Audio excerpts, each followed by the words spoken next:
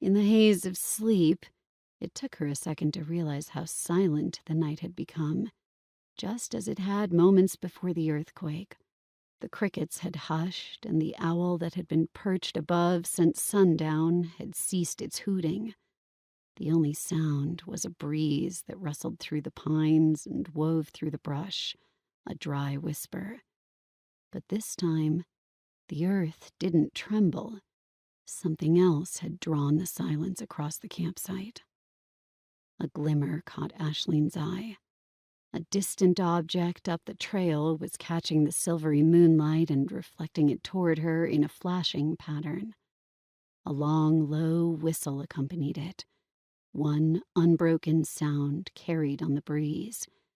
Its pitch couldn't have been matched by the owl, nor any other bird Aisling would have recognized. She tugged on Briar's leash, but he'd heard it too. He was rooted to the ground, immovable even when Aisling insisted he return with her to the tent. He rarely ignored her commands, if ever, but now he was so captivated by the small flickering light that he was deaf to her words. Then he began pulling her towards it. "Briar, stop!" Aisling hissed. She didn't want to wake the others, but panic was beginning to rise in her throat. "It's a trap," she thought as she frantically tried to corral her large dog. "The hunters came back for me." If they couldn't have their quarry, the human that had aided in its escape would be the next best thing, and certainly a much greater prize.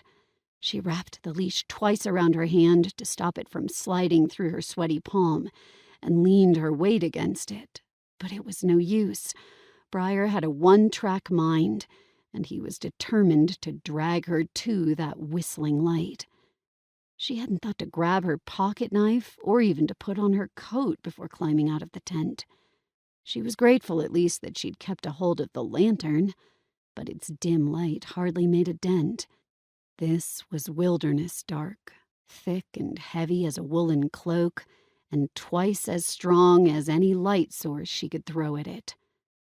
Briar pressed forward, and as the pair neared the light, it stopped flickering. It was a still beacon now, and whatever held it a little over a foot off the ground didn't back away as they approached. Though he was bound and determined to reach his target, Briar's posture was relaxed. His tail hung down and swung loosely with each step, his soft footfall belying his size. And when they finally drew close enough to discern the figure in the middle of the trail, Aisling's breath caught in her throat.